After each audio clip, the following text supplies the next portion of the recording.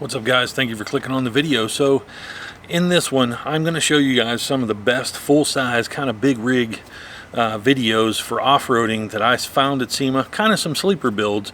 There's only going to be a couple, but I thought they were really cool, so that's what I'm going to show you in this video. Quick update though, if you watch the channel, obviously the Tahoe is down. We ripped the steering box through the frame. Just have a basic drop lift kit on this 35, so I did order a MIG welder. I'm going to be fixing that, and we're going to be 3D scanning the front area of this exact vehicle. So if you have the GMT 800 platform, these lights, this front end, you're going to want to stick around because I'm doing some custom things in the upcoming weeks ahead. So stick around. You're watching KnightDriveTV. I always wanted to build fast cars, so self-taught I started with engine swaps, composites in my apartment, to multiple shops, tuning, fabrication, and more.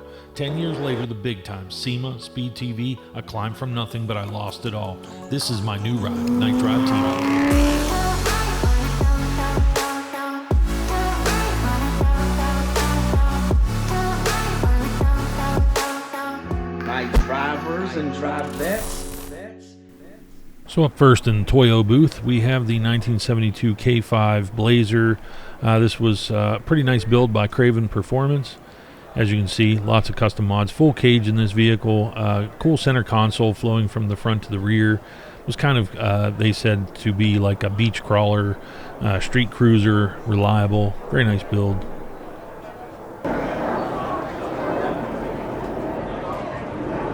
Badass. Wait till you see this. Boom, Chevy Beast. This thing, they've been testing it out in the desert. I've not seen it, but I've heard of it. This thing is sweet. This is a serious vehicle. So GM has been working increasingly with the military. They've always done, obviously, provided vehicles, Secret Service, things like that, but for some military scout vehicles, special forces vehicles, this looks much like a vehicle that was in SEMA 2019, which I'll throw up here in a second. But cool styling, very functional. That typical how Hummer H1, it was a military vehicle, then kind of made for civilian use. I think we're seeing something similar here. Testing responses, but got some Fox shocks. Looks like it has some decent travel to it. Built to just kind of be functional, and I mean almost competes somewhat with a maybe a Jeep. These tire carriers GM's been doing, you'll see ahead, they're just really invested in off-road, and I mean we have an off-road battle upon us with the Ford Bronco, the Jeeps, and potentially some things offered by GM ahead.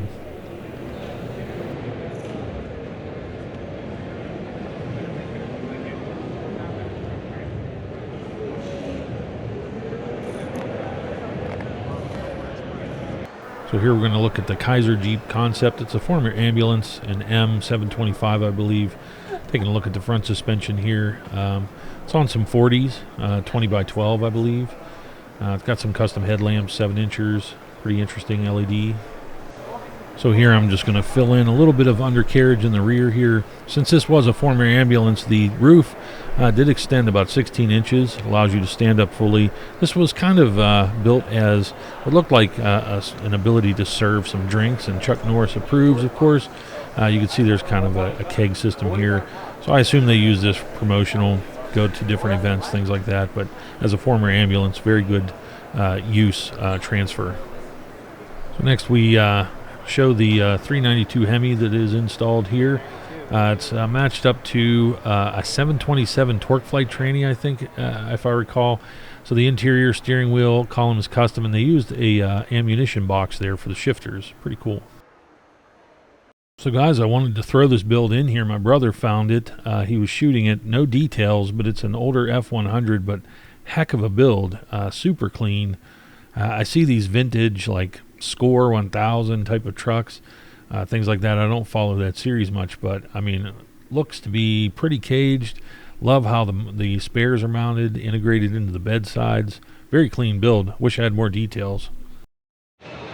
So guys, you know, just being out in the Nevada desert, I just love these long travel builds. And if you like EVs, regardless, Ganassi Racing here has been working with Hummer. They're validating, I guess, this platform. I don't know much about it, but As you can see, it seems to be most likely just validation of the drivetrain, which will appear in the Hummer ahead. But Josh gives us a good look here. What looks to be a full composite custom body, just a very functional type of platform. But just take a look around these Hummers. I mean, I have to admit, I am excited about them. I really like the look of the truck. It's basically like the GMT 800 in many ways, if you look at the SUV, but electric. Good, obviously there's an economy factor, torque factor, just a lot of benefits that I'm very excited about for the off-road side of things. But he gets a good look here. Josh is very handy with the GoPro. He just gets right up in there. He'll stick that GoPro basically up anything if the price is right. So this takes us over to the upcoming Hummer EV here. This is their probably pre-production in the final phases example here, but a lot of good features. I mean, you can tell the engineers in GM, they're really putting a lot of thought forth into the off-road space, overlanding. That's a growing segment. There's no question. You can see it at SEMA. 10 years ago, there was probably 20% off-road capable vehicles, and now it's easily 50-50.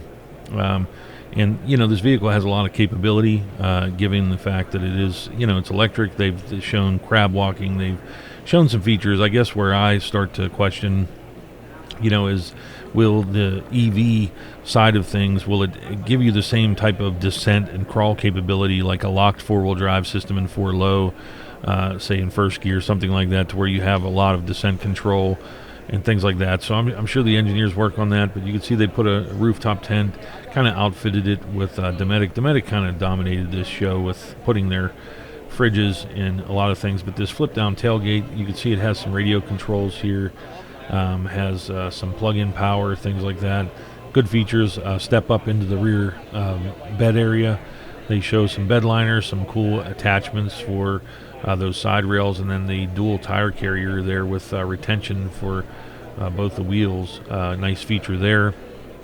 So I mean, this really looks like a plausible camping kind of overlanding forest road trail, some light off-road, moderate trails maybe option. And you've got a lot of open air, something like a Jeep, but obviously packaged in something that's like an Avalanche. And GM did very well with the Avalanche. It was something that when it went away, people were upset about it. So I think this is going to do really well if the pricing is right and if the dealer markup's controlled. But just looking here, they have air ride. You have adjustable ride height, things like that. So good package. I'm not worried about EV or range anxiety. Most people off-road camping, you have a generator. Obviously, you are converting gas to electricity, and environmentalists and that side of things won't like that. But being a realist, that's the way that I would use the vehicle. Now, guys, I'm going to round out this show with this Tacoma, and I know I said this was like a full-size video, but this thing just had a huge presence. I mean, it's easily as big as like a Silverado you'd see on the trail, just in terms of width and wheelbase. But a lot of cool features on this vehicle, a lot of good styling. This is what SEMA's about, is really trend-setting and what people are doing kind of on the forefront and taking risks with their builds. There's, this show was compromised this year. It wasn't as many vehicles. I did see some vehicles that were in prior shows. I don't like seeing that at all because, I really want to see what's being done currently. And that's the cumulative influence of the internet and people who are in genres and know the genres and are pushing themselves. So this truck, though, quite a statement and quite a presence, obviously, coming down a trail or just sitting in a building here. So a lot of small cues and things, but this is all going to apply to some parts I'm going to develop this year, and I'm really I want to expand the product line that I have with the GMT 800 and obviously Corvettes and things like that. But there's a lot of things that I just really like on a lot of these vehicles that I see a place for in GMT 800, 900, and things like that. So that's kind of the direction of the channel, guys. So if you're an owner of one of those platforms, you're going to want to watch my channel ahead. But that about wraps up this video. So thanks for watching.